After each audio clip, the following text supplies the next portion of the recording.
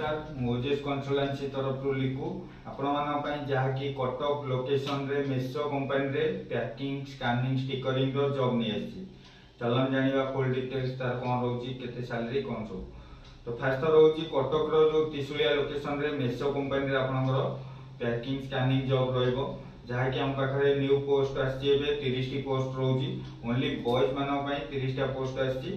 तो minimum qualification 10 पास करिथिया दरकार ओइथे आपनकर पैन कार्ड आधार कार्ड मोबाइल नंबर लिंक थिबा दरकार सेही पिला माने ए जॉब टी करि परिबे।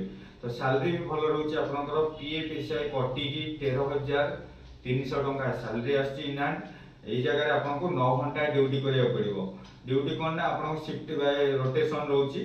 तो जहा कि रहउची सकाळ 6 रु 3 टा दिन 12 रु राती 9 रु सकाळ 6।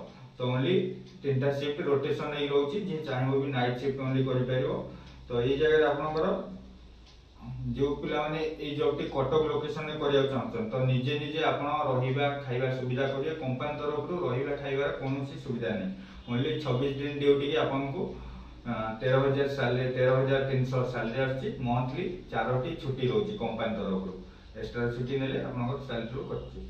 तो जे पिला माने कटक लोकेशन में करिया चाहछन हमर वीडियो माध्यम नंबर दिया जाइछि आपण कांटेक्ट करले डायरेक्ट जॉइनिंग आपण पाइ परिबे कटक तिसुलिया लोकेशन में।